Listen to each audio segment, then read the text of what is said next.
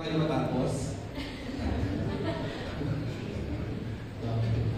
So, ayan. So, medyo mahaba-haba na yung journey. Sabi nga, di ba?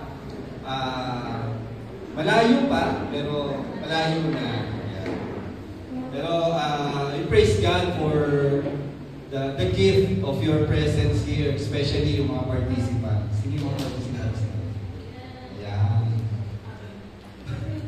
At ito ba yung apat? Ayun. So, ayan. Anong name mo, brother? Para meron naman tayo. Linear? O liner? And Raisa. So, ang topic natin for tonight is powered by the Holy Spirit. So, review muna tayo. Sabi, kailangan ko na mag-talk ng 2 hours. Seminar natin ba ito? Okay, review muna tayo. Ano yung top 1? Brother Linear. Naalala pa ba yung top 1? What is love? God is love. Top 1. Top 2, Sis Raisa. Naalala pa ba ito? Who is Jesus Christ? Matabubulol pag Jesus Christ. Third talk. Parang mo din. Si brother. Sama na kita. Paano? Top 3.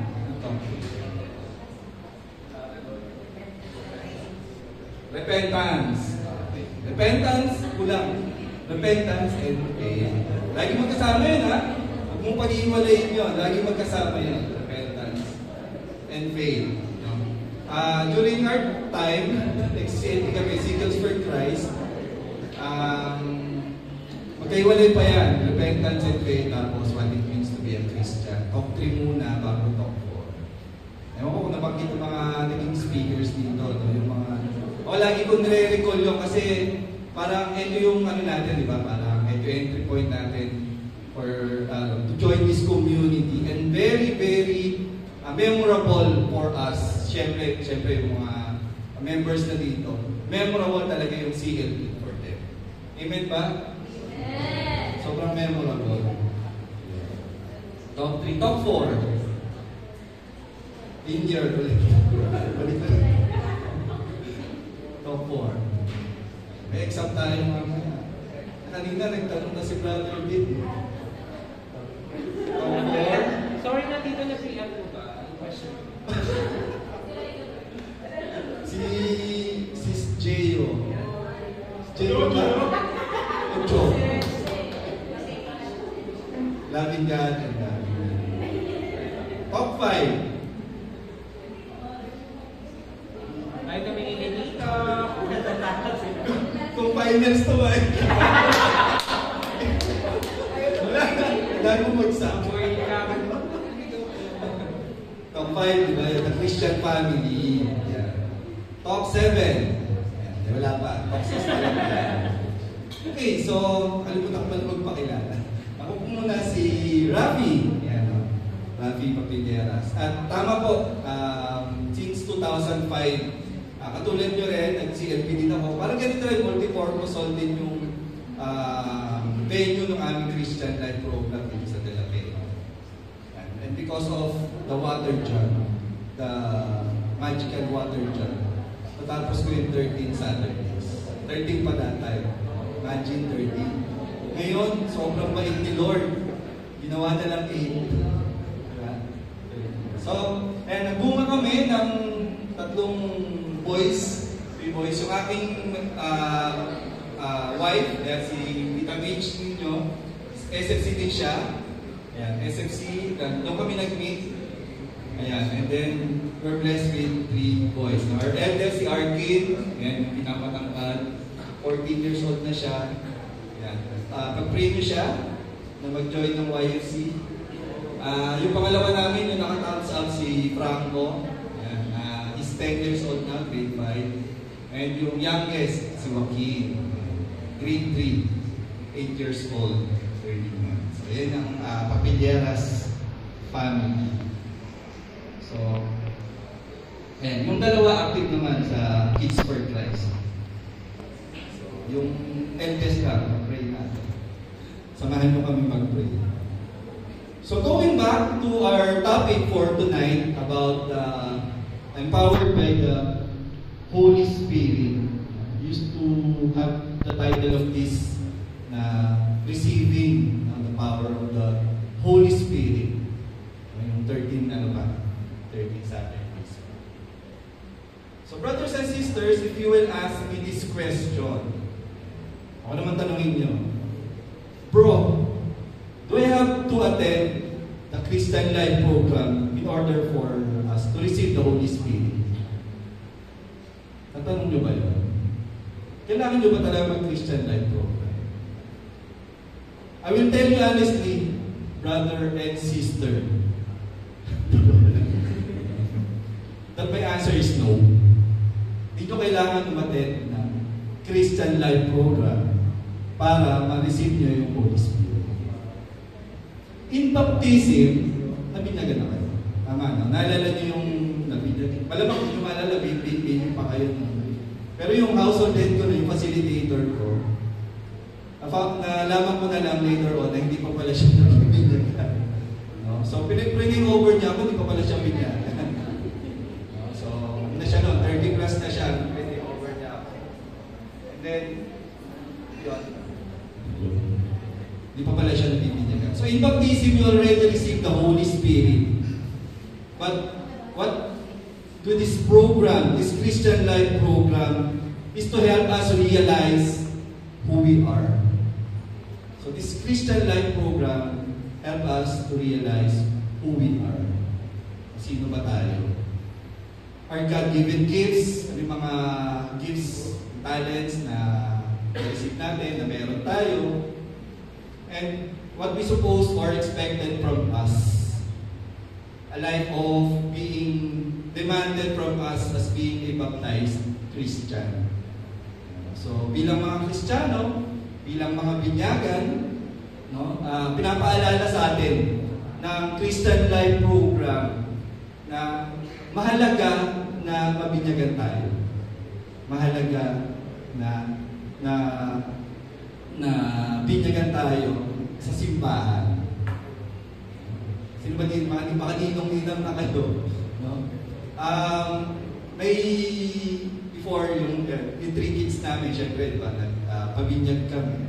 May isang na-invite kaming priest, no, na binyagan yung youngest. Yung youngest. At sinabi niya, before mag-start, sobrang napahaba yung ceremony nung baptism ng youngest namin. Dahil nag-talk pa siya ng mga 2 oras para lang ipaliwanag kung ano yung role ng ninong at ninang. Hindi lang tayo basta-basta nagiging ninong at ninang sa binyag. So may, siyempre, may teaching tayo dyan about being the godparents of the kid na ating bibinyagan. So before, our understanding of this session was baptism in the Holy Spirit, where we receive the gifts of the Holy Spirit. So what this program tries to achieve is to help us understand our own giftedness, and to rekindle the gift that God has given you. So parang reigniting of the Holy Spirit within us. So meron na tayo, gigisingin natin. Ba't natutulog ba? Holy Spirit. Hindi lang natin siya nare-realize na meron tayo, na nasa sa atin na yung Holy Spirit. And as I have mentioned, we rekindle this gift that God has given us. So mga kapatid, ito ay parang refresher lang sa atin. And I know that you know what is the Holy Spirit because you pray, you go to Mass. Amen? May Mass ba? Nag-attend ng regular Mass, di yan? After this, nalungkot bigla, no? Hindi ko lang mamatay. After this, sana, with the help of the Holy Spirit, sana ma-ignite yung, ano natin, yung pag-attend din natin ng mga Eucharistic celebration, yung Mass. So we go to Mass, we receive the sacraments.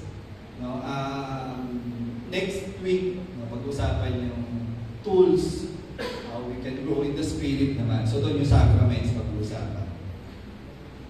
And we are not aware about, we are not aware of the gifts of the Holy Spirit. We know the Holy Spirit, but we don't know, or baka nakalimutan na rin natin, ano yung mga gifts na natatanggap natin from the Holy Spirit. So, ayan, makikita nyo as Christian today, masasabi natin na it looks weak and lifeless. What do we mean by weak and lifeless? Ako, para sa akin, hindi lang siya yung matamlay, but rather weak dahil nagsisimba tayo, nagdadasal tayo, pero hindi natin sinasabuhay. No, yung mga natututunan natin, naririnig natin sa OPD, no, yung mga about the teaching about God's love. So, kaya sinasabi natin, much of Christianity today looks weak and lifeless. We lack in power and effectiveness. Hindi natin parang nagagampanan or naisasabuhay yung mga turo sa atin. Ano ba yung mga turo sa atin? Siyempre, unang-una, magmahal. Diba? Nagmamahal ba tayo? Matanong ba natin sarili natin kung magmamahal tayo? Parang, pagmamahal. Sabi nung, we had this activity yesterday. I attended Mass. Yung team nung kanyang homily is about fostering dialogue. At sinabi niya doon, tinanong niya kasi all of us are educators. Nag-mass siya sa lahat ng mga faculty. Nag-mass. And ang question niya is, what is the holiest or greatest vocation? Dapat alam niyo doon. Any guess? Any guess? What is the holiest or greatest vocation? Sa palagay, linear, sa palagay mo. The greatest vocation. Hirap naman. Pwede ka na bumalik next week. Hindi mo naman tanong, Brother Ravi. Okay lang yan. So the holiest and greatest vocation now is to love. To love. And that's our duty as Christians, as Catholics. We need to love.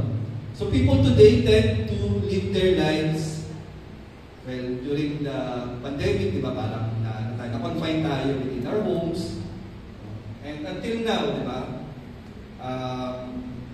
sobrang preoccupied tayo. I'm not sure, but syempre baka doon sa iba, hindi naman talaga masokmen. Sino dito walang Facebook? Walang Facebook. Sino walang sokmen? Instagram, X, TikTok.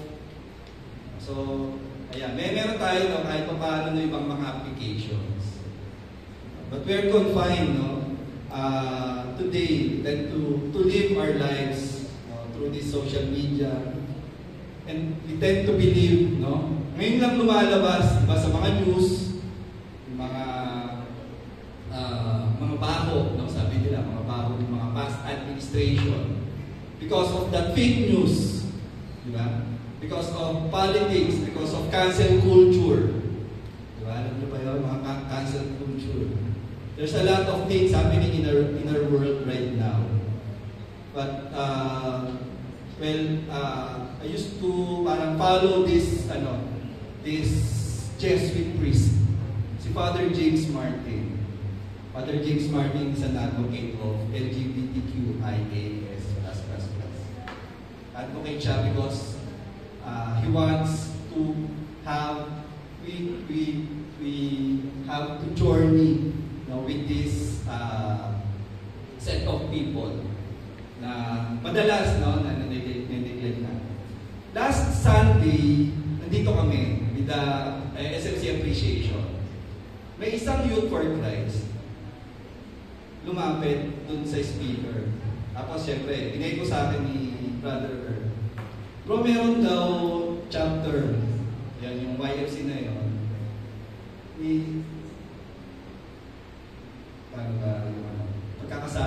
pagkakasabi niya ay hindi daw nila parang ni-evangelize, no? Parang ini-invite sa CLP yung mga YFC na LGBTQI.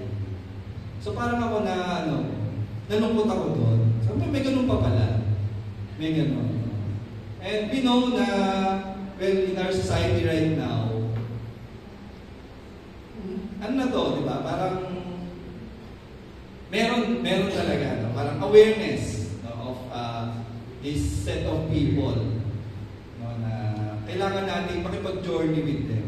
That's why I like the Singles for Christ that they partnered to an organization, Courage yung pangalan ng organization. So they partnered with this organization to help us, no?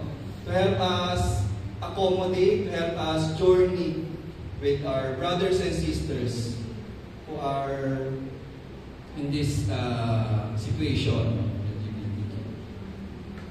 So, yun, since ito na yung nagiging norms, most of us tend to go with the flow. So, but this was not so at the beginning of Christianity. Kaya sinasabi natin, no, it's like weak and lifeless, lacks of power and effectiveness. Di ba? On our own, siguro baka pwede tayo mag-reflect sa sarili natin. Ako ba ay isang mabuting Kristiyano? Hindi ba ako pura? Hindi ba ako gumagawa ng masama? We all here, no, as sinners. Di ba? Lahat tayo makasalanan. Sino bang hindi? Di ba? So, pero nung early Christian daw, no, parang nako-compare tayo ngayon, no? Nako-compare tayo yung nangyayari ngayon to the early Christian. The early Christian, no, are dynamic, strong, and attractive. Bakit yung mga early Christians, no, the time of Jesus Christ, no, sila yung talagang very dynamic. They go to different places. No, they spread words of yung mga gospels natin, no, yung mga good news pala, mga good news. Nag-evangelize, no, nakapag-invite. At yung kanina, di ba, yung sa video, no, the story of Pentecost, no, na marami talagang naka-receive ng Holy Spirit. So, yun, no? Kung i-compare tayo for the early Christians, bakit tayo ngayon hindi katulad nila dati? And that's the invitation, no? And that's the purpose of this Christian Life program, for us to realize that we have this source. Kung saan natin nakukuha yung lakas, no, para maging dynamic tayo, maging strong tayo, maging attractive, at the same time maging effective. So, sino ba yung source ng ating kalakasan para maging effective tayo bilang Kristiyano? So, the experience of early Christians can also happen to all of us. So, we will experience the same dynamism in our faith once we are able to understand. Once we are able to understand how the Holy Spirit will work on us as Christians, in our Christian life.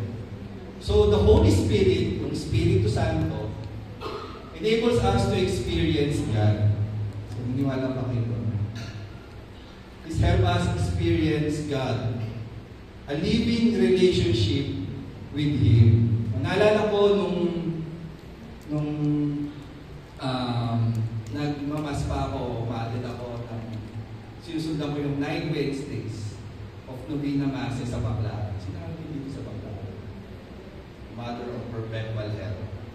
Subukan nyo lang. Subukan nyo every Wednesday.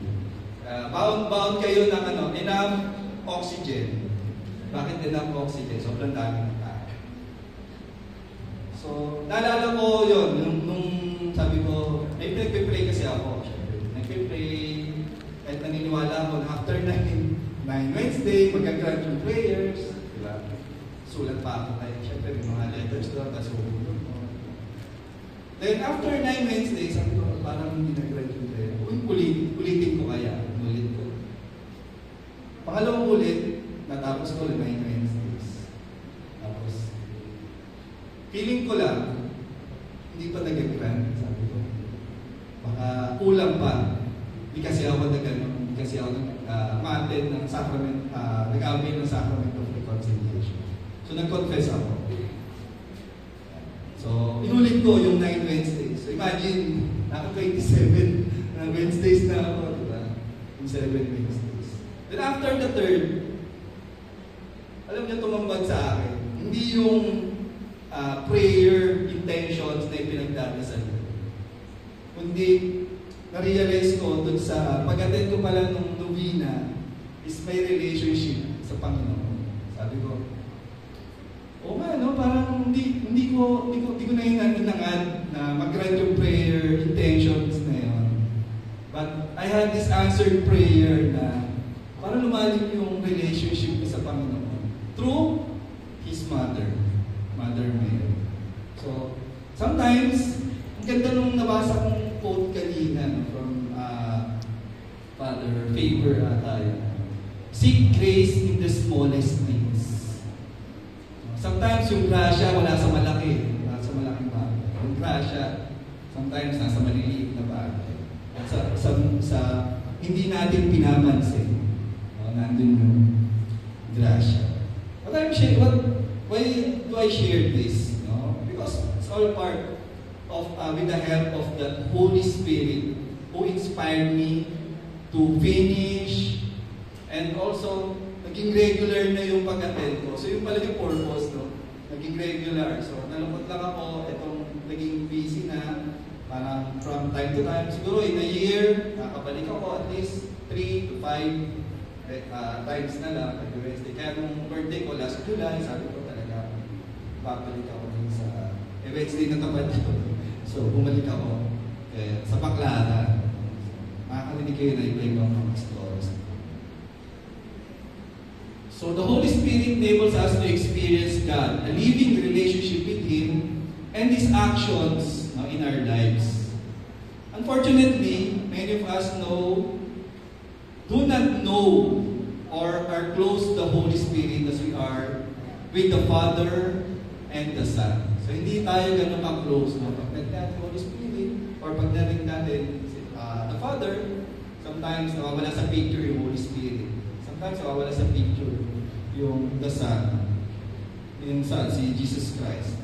So another question that you might ask me, bro, ano naman yung tinatanggap sa kumpil kung natanggap ko na yung Espiritu Santo sa binyag? Natanong mo ba yun? Bakit may kumpil pa? Confirmation. Kung nagpakasal kayo, may requirement yan. Pag di ba? Brother Onjo, pag nagpakasal, requirement ang kumpil. Just to let you know. Ano naman yung tinatanggap natin sa kumpil? In confirmation, you're being commissioned to be among the soldiers of the church. Di ko maalala kung may, tama ba, may seremonya na sasampal. Nasampal ba talaga? Parang di ko maalala, sinampal ako. Yung ngayon, at least doon sa MTS namin, nung kinumpilan, dakbayan lang ni Father sa shoulder. Hindi naman sa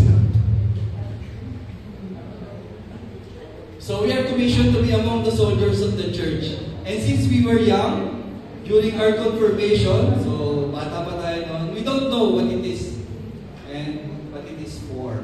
Para saan siya? Para saan ba yun? Pinaganda ako, laki-laki ko na, tanda-tanda ko. Ito pa ako pupila. So that is why it is important for us to know who is the Holy Spirit para malaman natin kung bakit ito mahalaga sa buhay natin. Bakit nga ba mahalaga?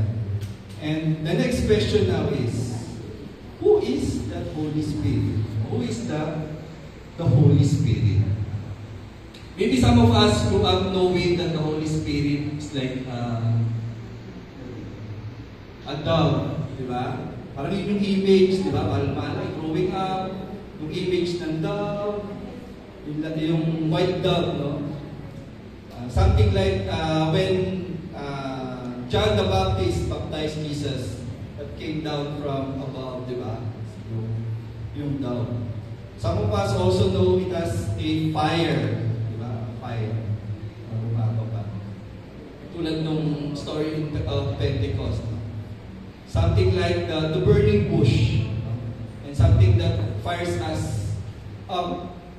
So, what is really the Holy Spirit? So, the Holy Spirit, in short, is God. The Holy Spirit is God, the third person in the Holy Trinity. So, Trinitarian God. Holy Spirit is the proper name of the one who we adore and glorify with the Father and the Son. So they are equal. Okay? Para clear lang, they are all equal. They are the same. So the church teaches us that although there is only one God, we then somehow there are three persons in one God. So the Father is God, the Son is God, and the Holy Spirit is God. Yet we do not speak of three gods. Siyempre, hindi naman natin sabihin na tatlo yung Diyos natin. But we only have one God. They have the same nature. Sabi ko nga kanina, they are all equal. They have the same substance. No? Diba? Sabi nga sa prayer, substantial with the Father. Yeah, sa prayer yan.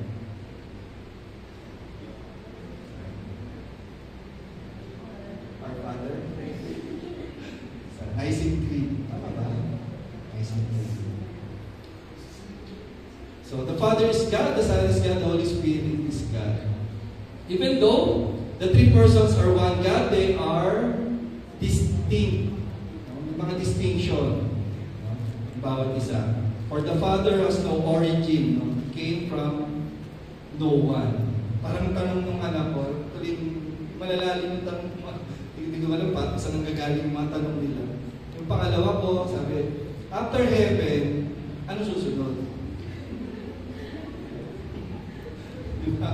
Nakahirap sagutin, diba? After heaven, universe. So, yung mga ganong tanong, diba? Out of the blue na mga tanong. So, but the Son is the begotten Son. We know that. We know that. The begotten Son. And who is that begotten Son? Jesus Christ.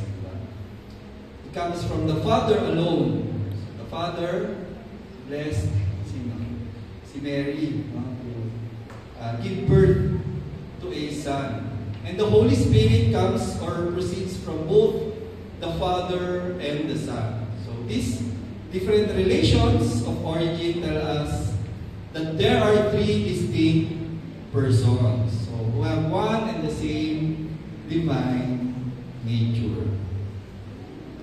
So, sabi nga dito sa Catechism of the Catholic Church, to believe in the Holy Spirit is to profess that the Holy Spirit is one of the persons of the Holy Trinity, consubstantial with the Father and the Son. With the Father and the Son, He is worshipped and glorified. Again, they are all equal, but may mga distinctions for these three persons. Also, the Holy Spirit is the Lord and the giver of life. This Holy Spirit is revealed here to be both person and divine through the begotten Son, Jesus Christ. Naging tao siya, nagkatawang. tao, no? And divine. So he is depicted as the bearing witness and establishing a covenant. It refers usually, diba, pag nagpipray tayo, Lord God, our Father. So, how many Catholics realize when they recite, kanina sinabi ko, the Nicene Creed, every Sunday at Mass? Sabi nyo ba? Hindi ko pisado. Papatingin talaga ako sa screen. So, salamat sa screen. Yung Apostles' Creed yan, kahit walang tingin. Siyempre, yung Nicene Creed. Mahaba rin kasi.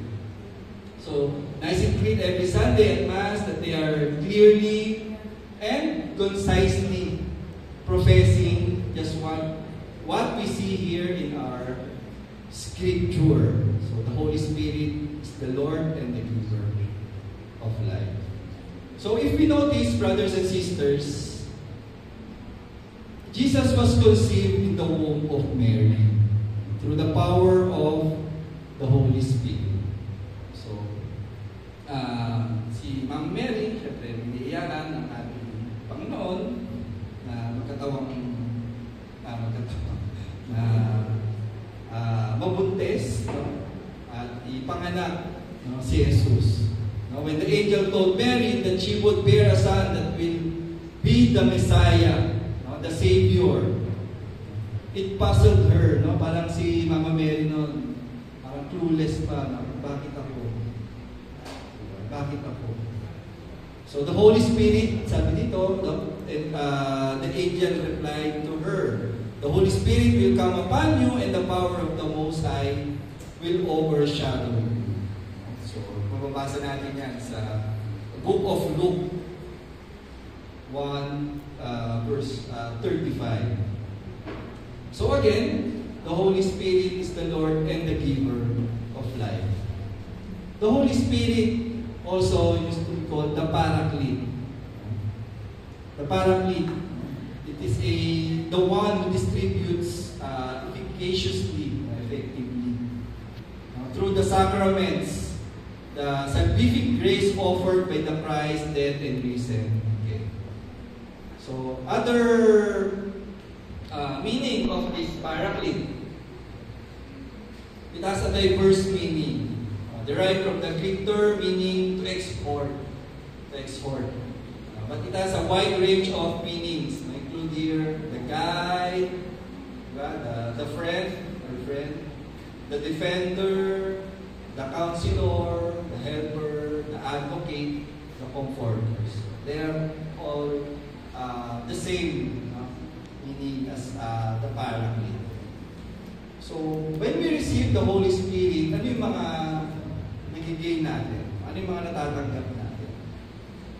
First, we have this union with God.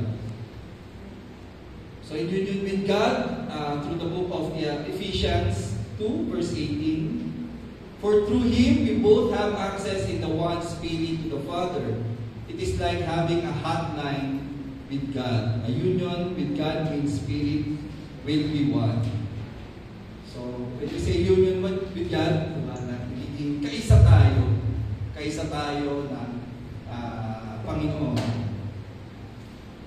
Next thing, we'll have a new nature. You will have a new nature. In the book of Galatians naman, sabi dito, live by the Spirit and you will certainly not gratify the desire of the flesh. For the flesh has desires against the Spirit, and the Spirit against flesh. These are opposed to each other, so you may not do what you want.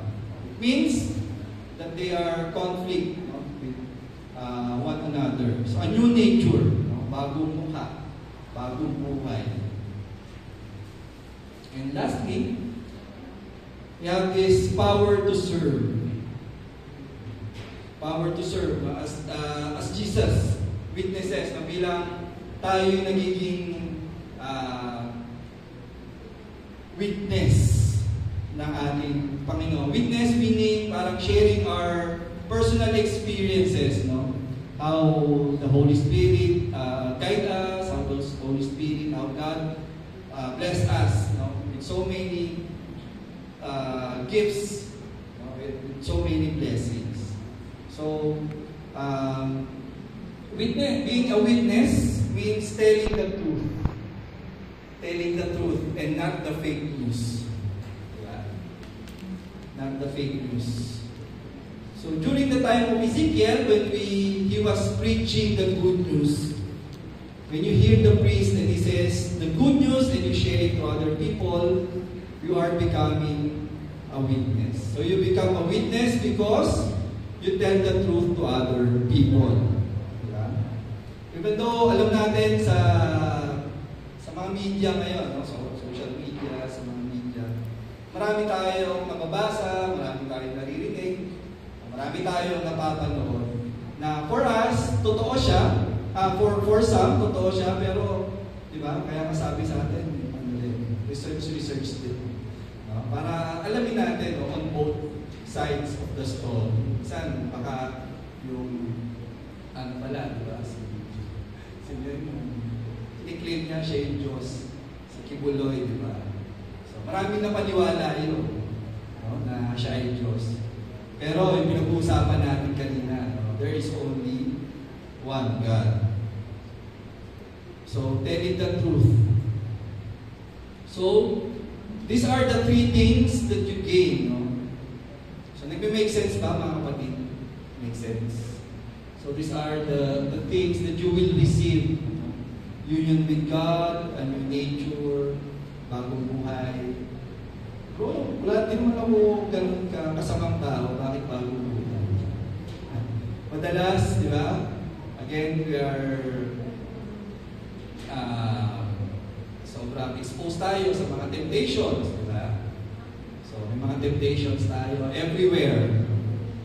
Paano man yan, mapa-Netflix man yan, mga iba-ibang temptations. And all other, syempre, hindi na nakakabuti, no, for us. So, we need to have this Holy Spirit to help us, no, to renew our lives every day. So, paano natin matatanggap yung mga gifts of the Holy Spirit? Oh, by the way, ano mga gifts pala? Gifts of the Holy Spirit.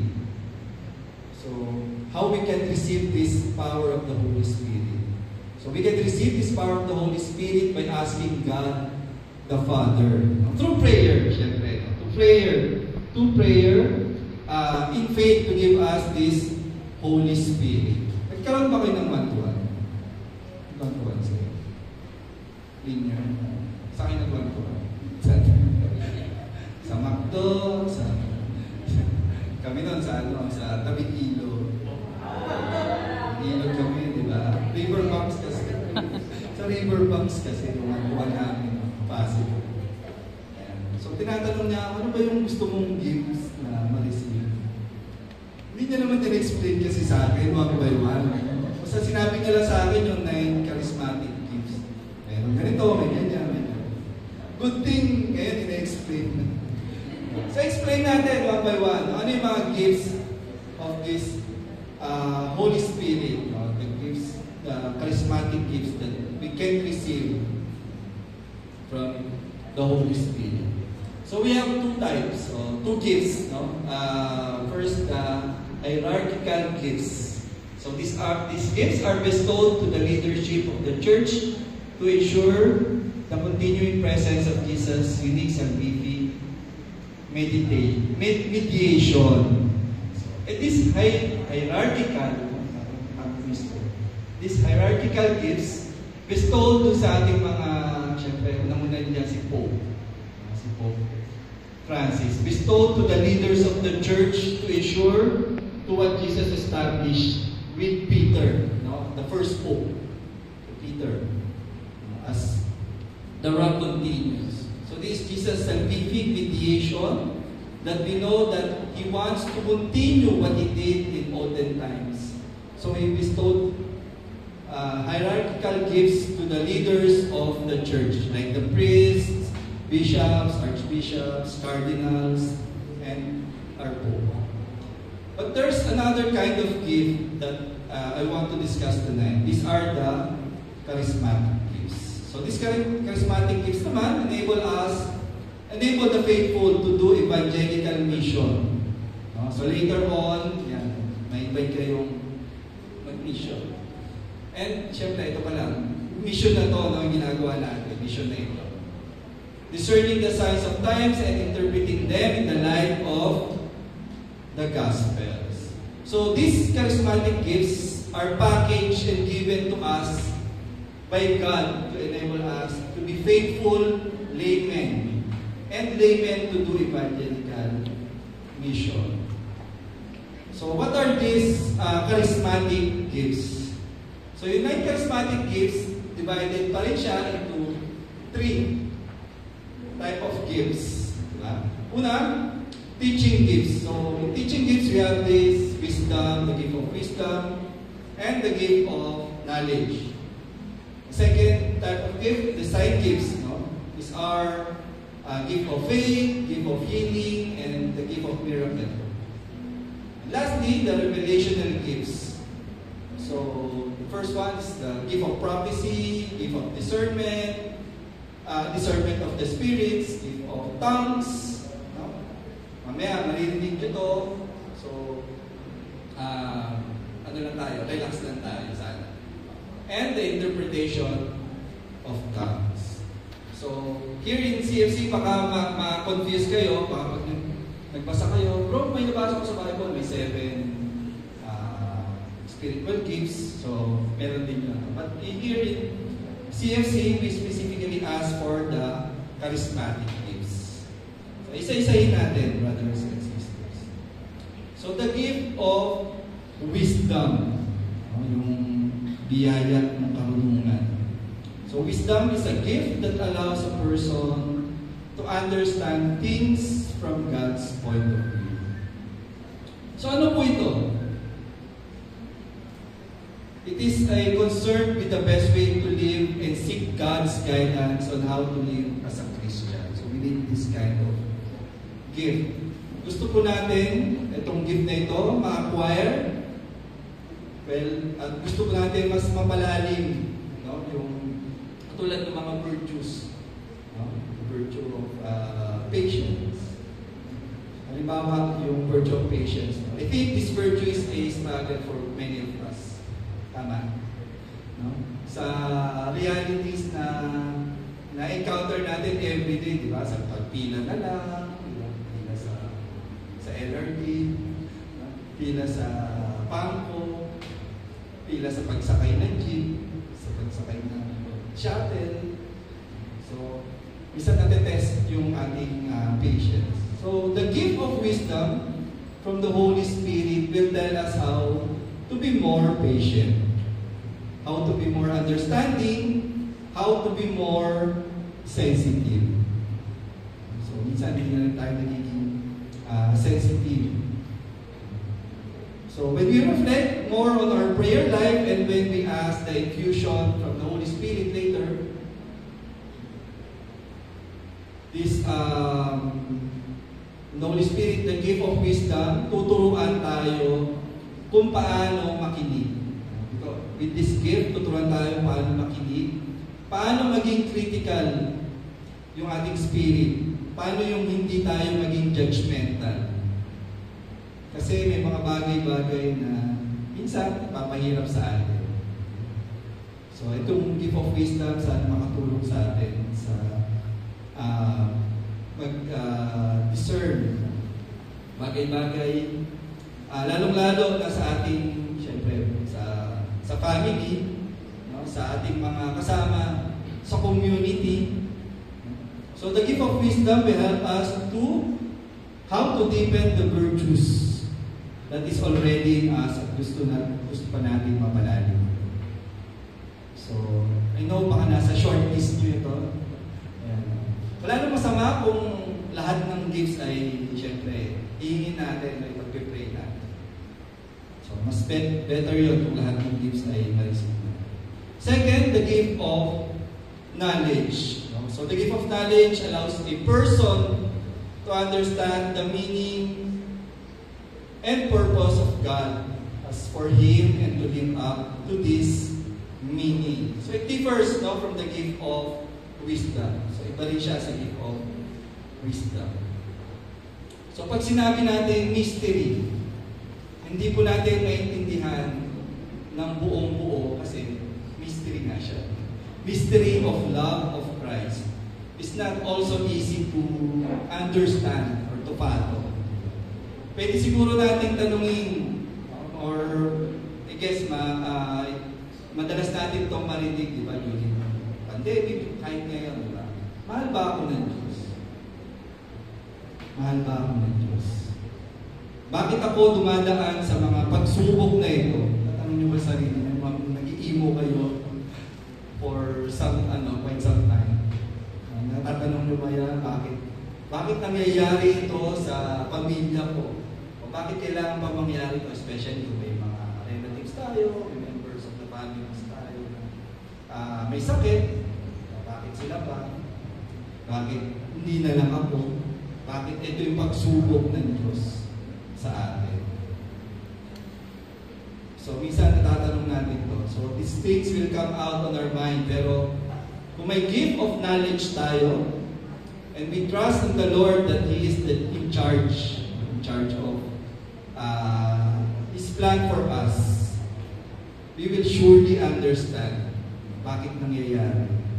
Or, may purpose kung bakit nangyayari mga bagay-bagay na hindi maganda.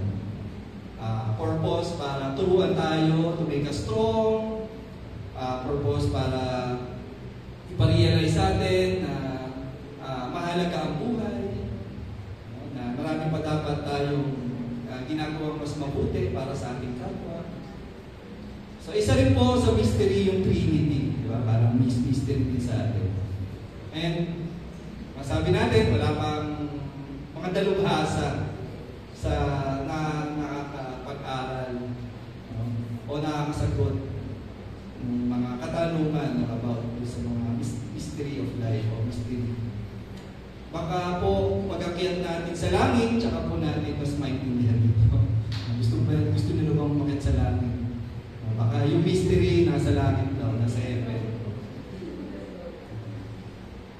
And with the gift of knowledge, we will understand that this Trinity is a communion of love.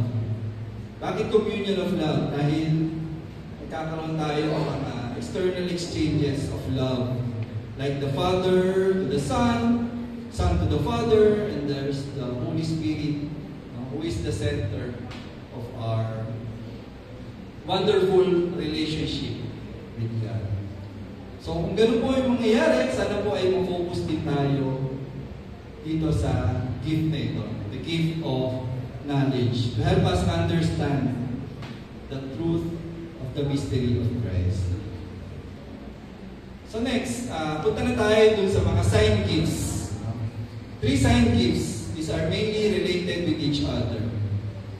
So the gift of faith. So this gift, the charismatic gift of faith, seems to be a special gift of prayer. Isan po ang ating prayer na pag nag-pray tayo, nag-feel ba natin na we're still lacking in confidence. Na ano nyo ba lang, sa pag nag-pray ka, ako parang lately, pagka regular ako nag-attend ng mass, noontime mass, sa chapel lang, after sa office. Parang sabi ko, lately, upo na lang ako doon, kikitigan ko na lang yung krus. No? Pero syempre, nakikinig naman ako doon sa bahay. So, yun, minsan may mga times na nahihirapan tayo mag-pray. But syempre, silence is a form of prayer as well. Staring sa tumitig lang tayo sa krus, minsan. Kahit sa kawalan, manahimik tayo. O minsan, di ba, ginagawa natin, pupukan tayo ng Bible, papasa tayo ng scriptures, para, yun, kung nahirapan tayo, i-verbalize yung ating mga prayer. So, nangyayari yan, no? Prayer is lacking confidence. And this gift of faith will help us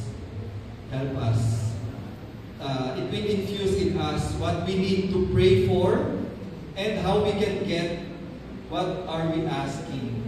Because it is the will and plan of God for us.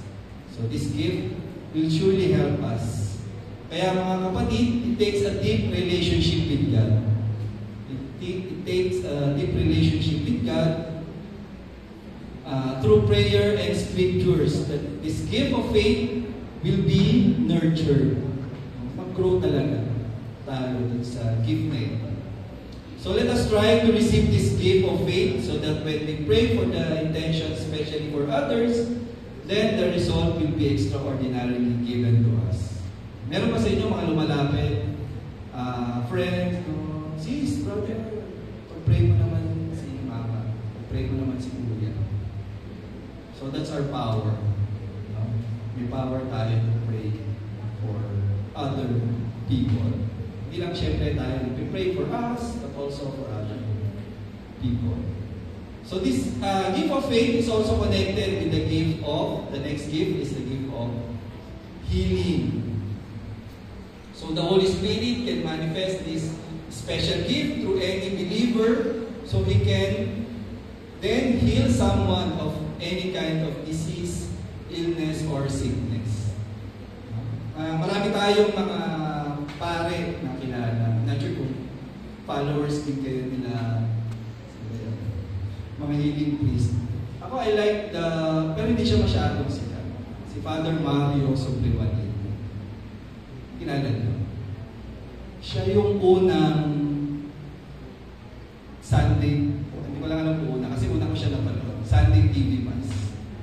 Bago pa itong mga sa social media mass, mga na live stream, siya na yung TV Mass before. Alam ko, Studio 23. I like this priest. No? Sobrang powerful ng prayer niya. Ano siya? SSP, Society of St. Paul. Father Mario. May, not sure kung regular siya, third Sunday sa Mega Mall. Every third Sunday. So, pag tumama siya, kasama sa mass niya, no, yung healing mass. So, this gift of healing, no, sabi sa the scripture, the story of Peter, healing the lame, no, yung lumpo. Ini-invoke ni Christ, ni Jesus. Sabi niya, in the name of Jesus, you will walk. So sana yung desire din po natin, yung desire natin to receive this gift of healing. Kung may mga brothers and sisters na tayo na may ganitong gift, hanapin natin sila. Pag may sakit tayo. Meron dyan, for sure. Meron dyan. Or baka, isa kayo doon. Linger and Raisa. Gusto niyo ba ito? Gift of healing. Baka may gift pala kayo nito. Hindi lang natin, again, di ba? Di pa natin discover. But with the help of the Holy Spirit, masana, ma-discover na. And, hindi lang ma-discover, ma-receive natin. And the last side gift is the gift of miracle. Sabi ng isang pare, I don't believe in miracle. I rely on them. Yeah. Ganda, di ba? Parang we rely on miracles. Every day is a gift of miracle. We rely on the gift of miracle. It is a supernatural activity from Him. I know some of our saints, di ba? Siyempre, they have their own stories to tell for us. They have their own stories of miracle in their lives. Bakit sila canonized as saint? Because of that gift of miracle. So, no oras pa. The last few slides. And the revelational gifts, so tapos na tayo sa side gifts, the revelational gifts. The gift of prophecy. So this gift by which God speaks through a person, a message to an individual, or to a whole community. So dito sa ministry o sa community natin, makikita o maririnig din, o ma-witness natin, o may mga gift of prophecy yung ibang mga brothers and sisters natin. So marami sa ating mga leaders din dito sa community. No? Recently, nagkaroon ng, just to let you know, yung ating international core, no? Nag-retreat sila sa Baguio, sa Mirador. And they came up with this theme for next year. As early as this year, na ano sila. So pinagdasal nila, 1 week yung retreat nila. So they came up with this theme.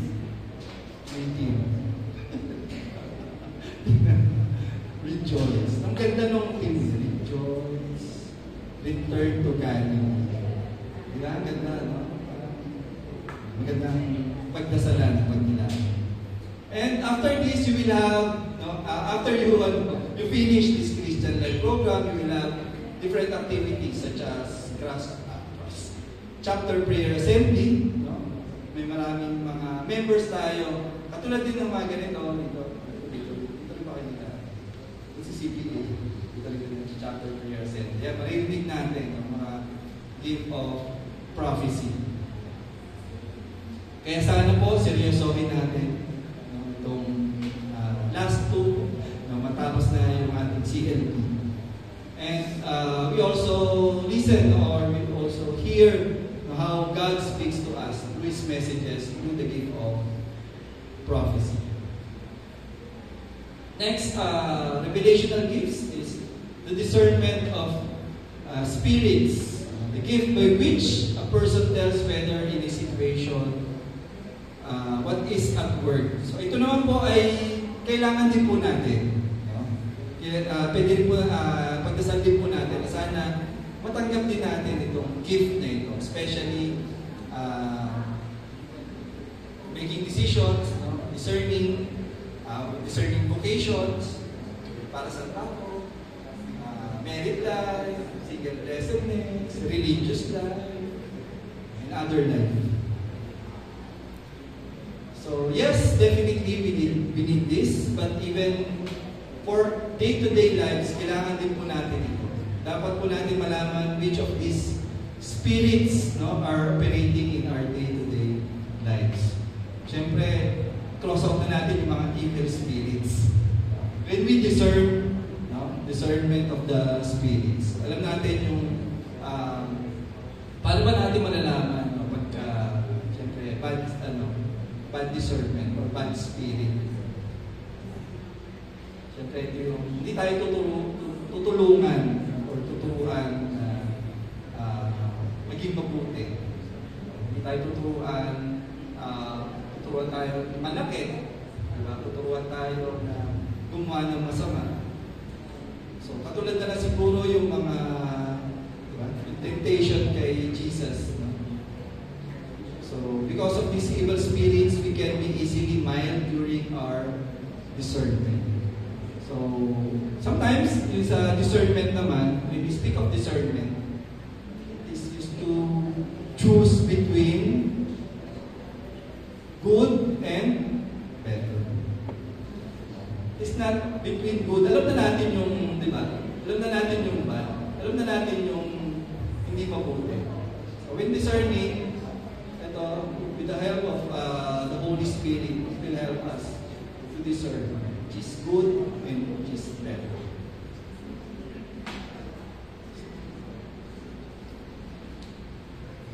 So next gift is the gift of tongues. So explain ko later. Meron tayong slides about that. The gift of tongues. And then the interpretation of tongues. So this gift is not referred to the abilities to interpret. Na baka mamaya may marinig kayo na pray in tongues later, na-interpret mo na, overthink mo na, hindi ka makakatulog. Si sister ganun. At si brother, pinagsasabi mo. So, baka i-overthink natin later, no? So, don't overthink. No? Hindi naman kailangan natin mag-interpret. These languages, no, are introduced to us through the story of the Pentecost. So, ito naman ay, ang ibig sabihin lang po nito, itong gift na ito ay hindi tayo mag-interpret ng mga bagong language. And but with this gift, when the gift of tongues is pronounced, then there is an anointing. So na-anoint tayo when we pray in tongues. Ito yung kailangan din natin para for us to help us later na hindi tayo masway na hindi na ako tutuloy because of that gift, because of that interpretation of tongues. Kasi minsan, ang gift of tongues, o yung mga syllables lang, yung mga naririnig natin, and hindi po yun. At hindi rin mga formal language yung mga naririnig natin about praying in tongues. But it urges us that this is what the Lord wants us to speak in tongues. So, the gift of tongues, ayan, no? The next gift, ito yung kailangan talaga natin ipagdasal, na ma-receive natin. It is not an overnight na after this, ma-receive nyo na, bro, meron na ako. No? Baka pag malaki nyo pa sa nanay, sa kapatid niya, may gift of tongues na ako. Ganun ka sa, natatawa tayo, pero, di ba, baka mamaya may marinig tayo na, yun, kakaiba for us. The first time natin marinig. The gift of tongues is a common experience. No? Common experience during the time of Christ. No? The story of Pentecost. Experience when we receive the Holy Spirit. It can have great consequences in our spiritual life. So, speaking, praying in tongues is an expression, brother and sister. It is an expression of praise and the presence of the action of the Holy Spirit. So, the speaking in tongues can also cause pride and complacency. Sometimes it will lead us to pride and complacency. But be aware, just be aware of this. What you say is correct. No? Parang it is a prayer between you and God. It is a dialogue. It's a form of dialogue. When you pray in tongues, it is a gift of God. So you should ask for it, and please do not force it. Do not force it. It will come. You will receive this gift. I promise you. Once given, pag na-receive nyo na, thank God for it. Thank God for it. Ako, hindi ko siya na-receive siguro after a year or 2 years. Basta matagal pa. Parang nagkaroon pa before, may kasi wala ng tongues workshop. Inalis na yun. Pero during that time, nagkaroon pa ng tongues workshop. So, sa isang chapel kami, tongues workshop. Parang doon ko talaga pinagdasal. Kasi narinig ko na yung mga brothers and sisters. But later, you will hear yung tongues, praying in tongues. So, why not try it? Why not try it? Okay? So, speaking in tongues is a means, not an end. It is a means to greater love of God and a closer relationship with Him. So we should all desire and ask for the gift of tongues. Begin by just praising God in your own words. As simple as baba baba, la la la la. Baka nagmumurmur na kayo later, baka na nagmamanifest na or nare-receive nyo na yung gift of tongues. But syempre, huwag maging conscious. Huwag maging baka ma-conscious kayo bigla, di ba? And you're praying. It will come out in God's perfect time. So focus on the Lord and offer to Him your utterances. Yung mga sinasabi nyo. Sometimes yung praying in tongues is, praying, praying, talking to God, na si God at ikaw lang si God lang ang nakakaintindi. Do not analyze the sounds or focus on the experience. Again, sinasabi ko kanina, don't overthink.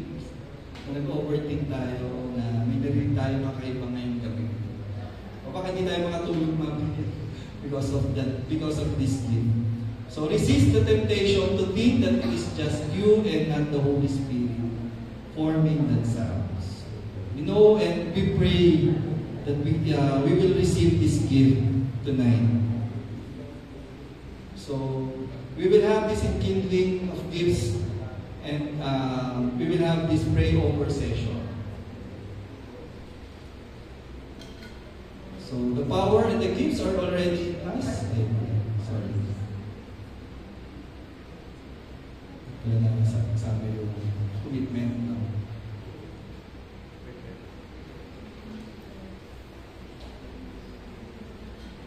So what we will do, we will have this pray over session. So, ayan, lalapit sa inyo yung mga prayer partners, yung facilitators to guide you.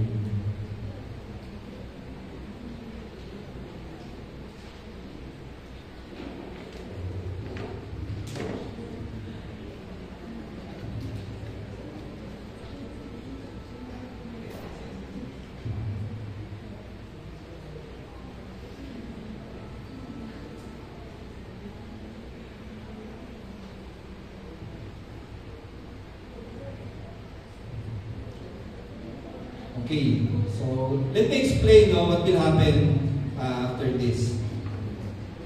So we will pray the commitment to Christ.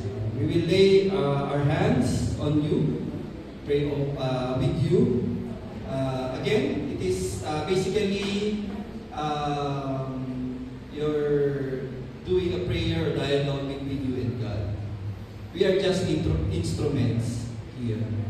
You have to ask God to give you what He promised, and in faith, expect it to happen. This is not a baptism. Hindi ito katulad nung, again, nabinyagan na kayo. So, not even a second baptism. We should refrain from that term, baptism, to avoid, syempre, confusion. Baka sabi pag-uwi, bininyagan uli ako. Nag-expect kayo ng tubig, ng holy water. Walang ganun. Okay. So this is a prayer session for the release of the power of the Holy Spirit. So we are reigniting the Holy Spirit within us. Different things will happen to different people. Do not seek a particular kind of experience.